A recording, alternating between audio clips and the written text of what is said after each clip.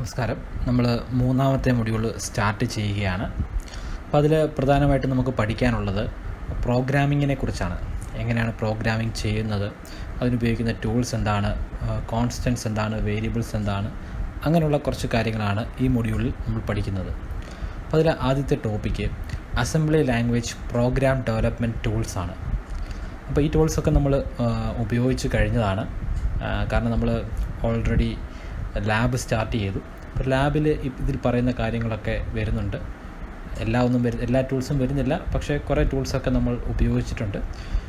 പിന്നെ എക്സാമിന് ചോദിക്കാൻ വളരെയധികം സാധ്യതയുള്ള ഒരു ക്വസ്റ്റ്യനാണ്. ഇതൊരു എസ്സേ ആയിട്ട് വേണമെങ്കിൽ ചോദിക്കാം, അല്ലെങ്കിൽ ഏതൊക്കെയാണ് ടൂൾസ് എന്ന് 1 മാർക്കിന് വേണമെങ്കിൽ ചോദിക്കാം, അല്ലെങ്കിൽ 4 മാർക്കിന് ഇതിലേതെങ്കിലും ഒരു ടൂളിൽ തന്നിട്ട് അതിനെക്കുറിച്ച് ഡിഫൈൻ ചെയ്യാനായിട്ട് ചോദിക്കാം. കഴിഞ്ഞ തവണ ഇതിൽ നിന്ന് ക്വസ്റ്റ്യൻസ് ഉണ്ടായിരുന്നു. ഇതിൽ നിന്നും അസംബ്ലർ എന്താണെന്ന് ചോദിച്ചിരുന്നു, അതുപോലെ സിമുലേറ്ററും എമുലേറ്ററും എന്താണെന്ന് ചോദിച്ചിരുന്നു, അതിൻ്റെ ഡിഫറൻസ് എന്താണെന്ന് ചോദിച്ചിരുന്നു. അങ്ങനെ 2-3 ക്വസ്റ്റ്യൻസ് ഈ ഒരു പോർഷനിൽ നിന്ന് മാത്രം കഴിഞ്ഞ എക്സാമിന് ചോദിച്ചിരുന്നു. അതുകൊണ്ട് ചോദിക്കാൻ ഒരുപാട് സാധ്യതയുള്ള ഒരു പോർഷനാണ്. തിയറി പോർഷൻ മാത്രമാണ്, ഇതിൽ പ്രോഗ്രാമിംഗ് ഒന്നും വരുന്നില്ല. ജസ്റ്റ് എന്തൊക്കെയാണ് ടൂൾസ്, അതെന്തിനൊക്കെയാണ് ഉപയോഗിക്കുന്നത്, അത് മാത്രമേ വരുന്നുള്ളൂ. അപ്പം ഇമ്പോർട്ടൻ്റ് ആയിട്ടുള്ളൊരു പോർഷൻ തന്നെയാണ്. എക്സാമിന് എസ്സേ ആയിട്ടോ അല്ലെങ്കിൽ അല്ലാതെ കുറച്ച് ചെറിയ മാർക്കിനോ ഒക്കെ ചോദിക്കാവുന്ന ക്വസ്റ്റ്യൻസാണ്. അപ്പോൾ എന്താണ് assembly language program development tools എന്ന് പറഞ്ഞാൽ, ആ പേരിൽ തന്നെ അത് പറയുന്നുണ്ട്. അസംബ്ലി ലാംഗ്വേജ് കൊണ്ട് ക്രിയേറ്റ് ചെയ്യുന്ന പ്രോഗ്രാമിനെ എങ്ങനെ അതിനെ ഡെവലപ്പ് ചെയ്യാം. അതായത് ഒരു സിംപിളി പറയുകയാണെങ്കിൽ അസംബ്ലി ലാംഗ്വേജ് ഉപയോഗിച്ചിട്ട് എങ്ങനെ ഒരു പ്രോഗ്രാം നമുക്ക് ഉണ്ടാക്കാം, അതിനുവേണ്ടി നമ്മളെ സഹായിക്കുന്ന ടൂൾസ് ഏതൊക്കെയാണ്, ആ ടൂൾസിനെ കുറിച്ചാണ് നമുക്കിവിടെ പഠിക്കാനുള്ളത്. അപ്പോൾ ഇതിൽ ഹാർഡ്വെയർ ടൂൾസുമുണ്ട്, അതുപോലെ സോഫ്റ്റ്വെയർ ടൂൾസുമുണ്ട്. ഇപ്പോൾ നിങ്ങൾ കണ്ടുകൊണ്ടിരിക്കുന്ന പിക്ചർ അത് നിങ്ങളുടെ സിലബസിൽ പറയുന്ന ടെക്സ്റ്റിലെ പിക്ചറാണ്. അപ്പോൾ നിങ്ങൾക്ക് 2-3 പിക്ചേഴ്സ് കൂടെ ഉണ്ട്. അപ്പം ഈ ക്ലാസ്സിന് ശേഷം വേണമെങ്കിൽ നിങ്ങൾക്ക് സ്ക്രീൻ പോസ്റ്റ് ചെയ്ത് വെച്ചിട്ട് അതൊന്ന് വായിക്കുക കൂടെ ചെയ്യാം. ഓക്കെ. അപ്പം ടൂൾസിൽ തന്നെ ഹാർഡ്വെയറുമുണ്ട്, സോഫ്റ്റ്വെയർ ടൂൾസുമുണ്ട്. ഹാർഡ്വെയർ ടൂൾസ് അതിൽ പ്രിൻ്റർ ഉണ്ടാകും, അതുപോലെ ഇമുലേറ്റർ എന്ന് പറഞ്ഞ ഒരു ടൂൾ ഉണ്ടാകും, പിന്നെ പേഴ്സണൽ കമ്പ്യൂട്ടർ അതിലൊരു ടൂളാണ്. അപ്പോൾ ഈ 3 കാര്യങ്ങളാണ് ഹാർഡ്വെയർ ടൂൾസ് എന്ന് പറയുന്നത്. അതുപോലെ സോഫ്റ്റ്വെയർ ടൂൾസുമുണ്ട്. സോഫ്റ്റ്വെയർ ടൂൾസിൽ വരുന്നത് എഡിറ്ററുണ്ട്, അസംബ്ലറുണ്ട്, ലൈബ്രറി ബിൽഡറുണ്ട്, ലിങ്കറുണ്ട്, ഡീബഗർ, പിന്നെ സിമുലേറ്ററുമുണ്ട്. അപ്പോൾ ഇത്രയും കാര്യങ്ങൾ ചേരുന്നതാണ് പ്രോഗ്രാം ഡെവലപ്മെൻറ്റ് ടൂൾസ്. ഓക്കെ. അപ്പോൾ ഇനി ബാക്കി വേറെ എന്തൊക്കെയാണ് നമുക്ക് അതിൽ ഓരോ ടേംസും എന്തൊക്കെയാണെന്ന് നമുക്ക് നോക്കാം. ഓക്കെ, ഞാനിതൊന്ന് സൂം ചെയ്യാം. നിങ്ങളുടെ സിലബസിൽ പറയുന്ന ടെക്സ്റ്റ് തന്നെയാണ്. അപ്പോൾ വളരെ ഇമ്പോർട്ടൻ്റ്. അപ്പോൾ എക്സാമിന് ഇതിലുള്ള സെൻറ്റൻസ് ഒക്കെ ആണെങ്കിൽ കൂടുതൽ മാർക്ക് ലഭിക്കുന്നതാണ്. അപ്പോൾ അതിൻ്റെ തന്നെ ഒരു ബ്രീഫായിട്ടുള്ള ഐഡിയയാണ് ഞാൻ പറയുന്നത്. ആദ്യത്തത് എഡിറ്റർ, ടെക്സ്റ്റ് എഡിറ്റർ അല്ലെങ്കിൽ എഡിറ്റർ എന്താണ്? അപ്പേരിൽ പറയുന്നത് നമ്മൾ പ്രോഗ്രാം ചെയ്തതാണ്. എഡിറ്റ് എന്ന് പറഞ്ഞിട്ടൊരു പ്രോഗ്രാമിൻ്റെ ഫയൽ നെയിം .ASM എന്ന് പറഞ്ഞ എക്സ്റ്റൻഷനൊക്കെ കൊടുത്ത് നമ്മൾ ക്രിയേറ്റ് ചെയ്യുന്ന കണ്ടതാണ് നിങ്ങൾ. ഓക്കെ. അപ്പോൾ അത് തന്നെയാണ് എഡിറ്റർ എന്ന് പറഞ്ഞാൽ ആ എഡിറ്ററിൽ നമ്മൾ കമാൻഡ്സ് ഉപയോഗിച്ചിട്ട് നമ്മുടെ അസംബ്ലി ലാംഗ്വേജ് പ്രോഗ്രാം നമ്മൾ ടൈപ്പ് ചെയ്യുന്നത്, അല്ലെങ്കിൽ എൻ്റർ രണ്ട് നമുക്ക് ഒരുപോലെ ഉപയോഗിക്കാം. നമ്മൾ ടൈപ്പ് ചെയ്യുകയാണ്, നമ്മൾ എൻ്റർ ചെയ്യുകയാണ്. അപ്പോൾ ടൈപ്പ് ചെയ്യാൻ വേണ്ടി അസംബ്ലി ലാംഗ്വേജ് പ്രോഗ്രാമിനെ ടൈപ്പ് ചെയ്യാൻ വേണ്ടി നമ്മളെ സഹായിക്കുന്ന ഒരു സോഫ്റ്റ്വെയർ ടൂളാണ് എഡിറ്റർ. അപ്പോൾ ടൈപ്പ് ചെയ്തിട്ട് നമുക്ക് അതിൽ എന്തെങ്കിലും തിരുത്താം, നമുക്ക് മോഡിഫൈ ചെയ്യാം. എന്തെങ്കിലും തിരുത്തലുണ്ടെങ്കിൽ തിരുത്താം, പുതുതായിട്ട് എന്തെങ്കിലും ആഡ് ചെയ്യാം. അതിനെ നമുക്ക് ഇൻസേർഷൻ എന്ന് പറയുന്നു. അതുപോലെ ഡിലീഷൻ, അതിലെ ഒരു ഇൻസ്ട്രക്ഷൻ നമുക്ക് ഡിലീറ്റ് ചെയ്ത് കളയാം, അല്ലെങ്കിൽ മോഡിഫൈ ചെയ്യാം. ലെറ്റേഴ്സിനെ മോഡിഫൈ ചെയ്യാം, ക്യാരക്ടേഴ്സിനെ മോഡിഫൈ ചെയ്യാം, സ്റ്റേറ്റ്മെൻറ്റ്സിൽ മാറ്റം വരുത്താം. അപ്പോൾ അങ്ങനെയുള്ള കാര്യങ്ങളൊക്കെ നമുക്ക് ഇതിൽ ചെയ്യാൻ സാധിക്കുന്നതാണ്. അപ്പോൾ ഇത് നമ്മൾ ഇങ്ങനൊരു എഡിറ്റർ ഉപയോഗിച്ച് നമ്മൾ ഒരു ഫയലിനെ ക്രിയേറ്റ് ചെയ്യുകയാണ്. ആ ഫയലിന് നമുക്ക് എന്ത് പേര് വേണമെങ്കിലും കൊടുക്കാം. ഇപ്പോൾ അഡീഷൻ ആണെങ്കിൽ അഡീഷൻ നമുക്ക് കൊടുക്കാം, മൾട്ടിപ്ലിക്കേഷൻ ആണെങ്കിൽ മൾട്ടിപ്ലിക്കേഷൻ എന്ന് കൊടുക്കാം. പക്ഷേ അതിൻ്റെ എക്സ്റ്റൻഷൻ എന്ന് പറയുന്നത് .ASM ആയിരിക്കണം. അത് അസംബ്ലി ലാംഗ്വേജിനെ സൂചിപ്പിക്കുന്നതാണ്. അപ്പോൾ ഒരു ഫയലിലാണ് നമ്മൾ ഈ അസംബ്ലി ലാംഗ്വേജ് എല്ലാം ടൈപ്പ് ചെയ്യുന്നത്. അപ്പോൾ ആ ഫയലിന് .ASM എന്ന് പറഞ്ഞൊരു പേര് കൊടുക്കുന്നുണ്ട്. ആ എക്സ്റ്റൻഷൻ കൂടെ ഉണ്ടായിരിക്കണം. അപ്പോൾ അതിന് എക്സാമ്പിളായിട്ട് ഇതിൻ്റെ ടെക്സ്റ്റ് തന്നെ പറയുന്നത് അഡീഷൻ .ASM ആണ് എക്സാമ്പിളായിട്ട് പറയുന്നത്. പിന്നെ എഡിറ്റേഴ്സിന് എക്സാമ്പിൾ നോർട്ടൺ എഡിറ്ററുണ്ട്, പിന്നെ എഡിറ്റ് എന്ന് പറയുന്ന ഡോസ് എഡിറ്ററുണ്ട്. അപ്പോൾ അതൊക്കെ എക്സാമ്പിൾസ്, ചിലപ്പോൾ എക്സാമ്പിൾ ചോദിക്കാം, എഡിറ്ററിൻ്റെ എക്സാമ്പിൾ എഴുതാൻ ഒരു മാർഗ്ഗം ചോദിക്കാം. അപ്പം നോർട്ടൺ എഡിറ്ററും എഡിറ്റ് എന്ന് പറയുന്ന ഡോസ് എഡിറ്ററും എക്സാമ്പിൾസാണ്. ഇനി അസംബ്ലർ. എന്താണ് അസംബ്ലർ?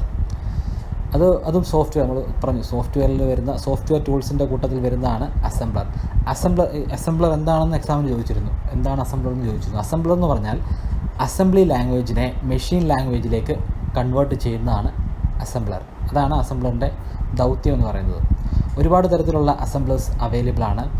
1 പാസ് അസംബ്ലർ ഉണ്ട്, അതുപോലെ 2 പാസ് അസംബ്ലർ ഉണ്ട്, macro assembler, cross assembler, resident assembler and meta assembler. ഇങ്ങനെയും ചോദിക്കാം. അസംബ്ലേഴ്സിൻ്റെ പേര് പറയാം, ഏതൊക്കെ തരത്തിലുള്ള അവൈലബിൾ ആണെന്ന്. അപ്പോൾ അതിനെ പക്ഷേ ഡീറ്റെയിൽ ആയിട്ട് കുറച്ചെങ്കിലും നമുക്ക് അതിനെ ബ്രീഫായിട്ട് പഠിക്കാനുള്ളത് 1 പാസ് അസംബ്ലറിനെ കുറിച്ചും 2 പാസ് അസംബ്ലറിനെ കുറിച്ചുമാണ്. 1 പാസ് അസംബ്ലർ എന്താണെന്ന് ചോദിച്ചാൽ അത് സോഴ്സ് കോഡെന്ന് പറഞ്ഞാൽ നമ്മൾ ആദ്യം പറഞ്ഞ ഈ ക്രിയേറ്റ് ചെയ്യുന്ന ഫയലാണ് സോഴ്സ് കോഡ്. ഈ എഡിറ്റർ ഉപയോഗിച്ച് നമ്മൾ ഉണ്ടാക്കുന്ന .asm ഫയലിനെയാണ് നമ്മൾ സോഴ്സ് കോഡ് എന്ന് പറയുന്നത്. അപ്പോൾ ആ സോഴ്സ് കോഡിനെ ഒറ്റത്തവണ മാത്രമേ പ്രോസസ്സ് ചെയ്യുന്നുള്ളൂ. അപ്പോൾ അതുകൊണ്ടാണ് അതിന് 1 പാസ് അസംബ്ലർ എന്ന് പറയുന്നത്. ഒറ്റത്തവണ മാത്രമേ അതിനെ പ്രോസസ്സ് ചെയ്യുന്നുള്ളൂ. അവിടെ ബാക്ക്വേർഡ് റെഫറൻസ് എന്ന് പറയുന്ന ഒരു ടെക്നിക്ക് മാത്രമേ അവിടെ ഉപയോഗിക്കുന്നുള്ളൂ. അവിടെ ഫോർവേഡ് റെഫറൻസ് ഉപയോഗിക്കുന്നില്ല. ഫോർവേഡ് റെഫറൻസ് ഉപയോഗിക്കുന്നത് 2 പാസ് അസംബ്ലറിലാണ്. ഫോർവേഡ് റെഫറൻസ് എന്ന് പറഞ്ഞാൽ ആദ്യത്തെ ഫസ്റ്റ് പാസിൽ 2 പാസുകളാണ് 2 പാസിലുള്ളത്. ആദ്യത്തെ പാസിൽ അതിലെവിടെയെങ്കിലും ലേബൽസ് ഉണ്ടെങ്കിൽ, പ്രോഗ്രാമിൻ്റെ ക്ലാസ് കണ്ടിട്ടുള്ളവർക്ക് മനസ്സിലാകും എന്താണ് ലേബൽ. നമ്മൾ സ്റ്റാർട്ട് എഴുതി ഒരു കോളനിട്ട് ലേബലൊക്കെ കാണിച്ചിരുന്നു. അത് ഞാൻ ലേബലാണെന്നൊക്കെ പറഞ്ഞിരുന്നു. അപ്പോൾ ആ ലേബൽ ഇപ്പം 2 പാസ് ആണെങ്കിൽ ആദ്യത്തെ പാസിൽ ഈ ലേബലുകളെല്ലാം തപ്പിപ്പിടിച്ച് അതിനെല്ലാം കറസ്പോണ്ടിങ് ആയിട്ടുള്ള അഡ്രസ്സ് ഉണ്ടാക്കി അതിനെ ഒരു സിമ്പിൾ ടേബിളിൽ സ്റ്റോർ ചെയ്ത് വെക്കും. അതിനുശേഷം രണ്ടാമത്തെ പാസിലാണ് ഇതിനെ ശരിക്കും സോഴ്സ് കോഡിനെ മെഷീൻ കോഡ് അല്ലെങ്കിൽ മെഷീൻ ലാംഗ്വേജ് ആക്കി മാറ്റുന്നത്. പക്ഷേ അത് ഫോർവേഡ് റെഫറൻസ് ഉള്ളതുകൊണ്ടാണ് 2 പാസിൽ അത് പോസിബിൾ ആകുന്നത്. പക്ഷേ 1 പാസിൽ അത് പോസിബിൾ അല്ല. കാരണം 1 പാസിൽ അവിടെ ബാക്ക്വേർഡ് റെഫറൻസ് മാത്രമേ ഉള്ളൂ, ഫോർവേഡ് റെഫറൻസ് ഇല്ല. അതായത് ബാക്ക്വേർഡ് റെഫറൻസ് എന്ന് പറഞ്ഞാൽ നമ്മൾ ഇതിൻ്റെ ആ പ്രോസസ്സിങ് നടക്കുന്നതിന് മുൻപ് തന്നെ അവിടെ ലേബൽസ് ഉണ്ടെങ്കിൽ ആ ലേബൽസിൻ്റെ അഡ്രസ്സ് കൊടുത്ത് അതിനെ നമ്മൾ ഒരു ടേബിളിൽ സ്റ്റോർ ചെയ്ത് വെക്കുന്നുണ്ട്. പിന്നീട് നമ്മൾ എക്സിക്യൂട്ട് ചെയ്യുമ്പോൾ പർട്ടിക്കുലർ ലേബൽ വരുമ്പോൾ അതിൻ്റെ അഡ്രസ്സ് എന്താണെന്ന് ചെക്ക് ചെയ്ത് അതിനനുസരിച്ചാണ് എക്സിക്യൂട്ട് ചെയ്യുന്നത്. പക്ഷേ നമ്മളങ്ങനെ ചെക്ക് ചെയ്യുമ്പോൾ അവിടെ അതിൻ്റെ അഡ്രസ്സ് നമുക്ക് കണ്ടെത്താൻ സാധിച്ചില്ല എങ്കിൽ അവിടെ എറർ വരും. അങ്ങനെ എറർ വരാനുള്ള കാരണം ഫോർവേഡ് റെഫറൻസ് ഇവിടെ ഇല്ലാത്തത് കൊണ്ടാണ്. ഫോർവേഡ് റെഫറൻസ് ഉണ്ടായിരുന്നുവെങ്കിൽ ആദ്യത്തെ ഒരു പാസിൽ തന്നെ ലേബലിനെ എല്ലാം കണ്ടെത്തി അതിനെല്ലാം അഡ്രസ്സ് പ്രൊവൈഡ് ചെയ്യും. പക്ഷേ ഇവിടെ അഡ്രസ്സ് പ്രൊവൈഡ് ചെയ്യുന്നില്ല. പക്ഷേ അതിന് മുമ്പ് നമുക്ക് അഡ്രസ്സ് ക്രിയേറ്റ് ചെയ്യാം. ഓരോന്നിനെ അഡ്രസ്സ് ക്രിയേറ്റ് ചെയ്ത് ടേബിളിൽ വെക്കാം. അപ്പോൾ അങ്ങനെ ക്രിയേറ്റ് ചെയ്തിട്ടില്ല എങ്കിൽ എറർ വരും. അങ്ങനെ ഒരു എറർ 2 പാസിൽ വരുന്നതല്ല. ഓക്കെ, അതുകൊണ്ട് തന്നെ ഇങ്ങനൊരു ബെനിഫിറ്റ് ഉള്ളത് കൊണ്ട് തന്നെ 2 പാസ് വളരെ പോപ്പുലറായിട്ട് തന്നെ ഉപയോഗിക്കുന്നുണ്ട്. അതിന് കാരണം അതിൻ്റെ ഈ ഫോർവേഡ് റെഫറൻസ് എന്ന് പറയുന്ന ആ ടെക്നിക്ക് തന്നെയാണ്.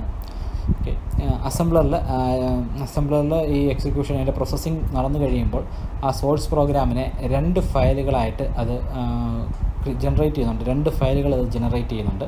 ഒരു ഫയൽ ഒബ്ജക്റ്റ് ഫയലാണ്, മറ്റൊരു ഫയലാണ് ലിസ്റ്റ് ഫയൽ.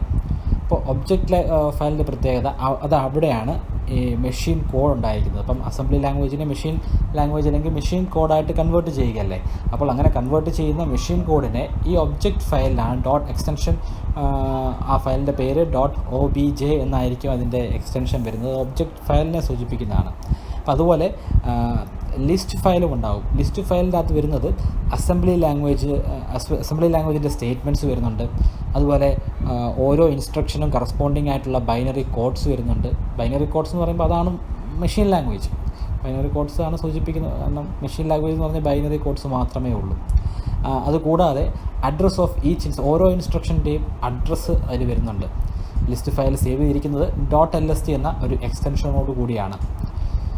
പിന്നെ ലിസ്റ്റ് ഫയലിൻ്റെ അകത്ത് സിൻടാക്സ് എററുകൾ, ആ സോഴ്സ് പ്രോഗ്രാമിൽ എന്തെങ്കിലും സിൻടാക്സ് എറർ ഉണ്ടെങ്കിൽ അതവിടെ ഇൻഡിക്കേറ്റ് ചെയ്യുന്നുണ്ട്.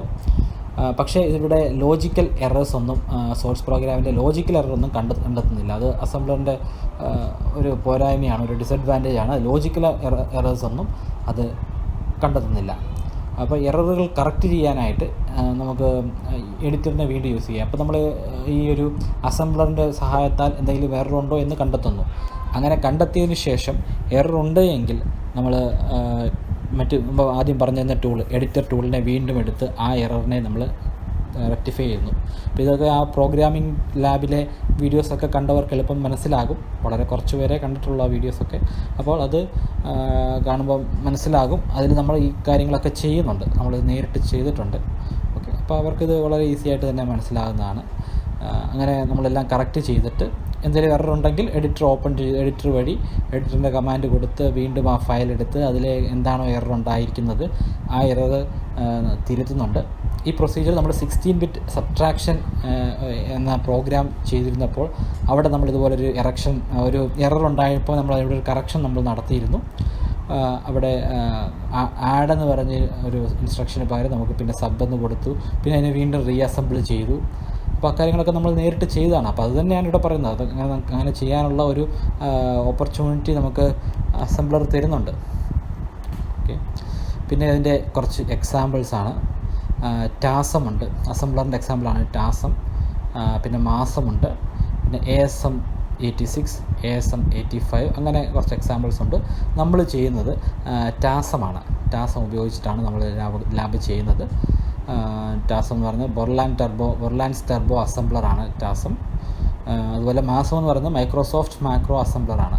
അപ്പോൾ നമ്മളത് മാസമല്ല, നമ്മൾ ടാസമാണ് ഉപയോഗിക്കുന്നത്. അപ്പോൾ ഈ എക്സാമ്പിൾസൊക്കെ ഓർത്തിരുന്നോണം, എക്സാമിന് ചോദിക്കാം.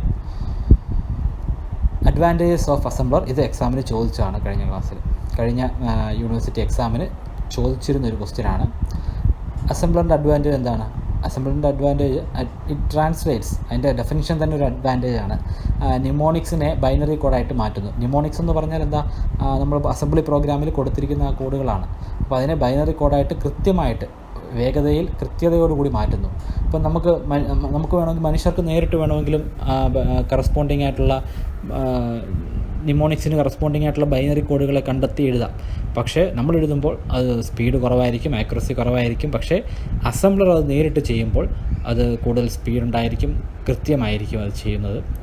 പിന്നെ രണ്ടാമത്തെ advantage, the assembler assigns appropriate values to the variables used in program. പ്രോഗ്രാമിൽ നമ്മൾ വേരിയബിൾസ് ഉപയോഗിച്ചിട്ടുണ്ടെങ്കിൽ ആ വേരിയബിൾസിന് അസംബ്ലർ വാല്യൂസ് കൊടുക്കുന്നുണ്ട്. നമ്മൾ വേരിയബിൾസൊക്കെ ഡിഫൈൻ ചെയ്യുന്നതൊക്കെ നമ്മൾ ലാബിൽ പഠിച്ചതാണ്.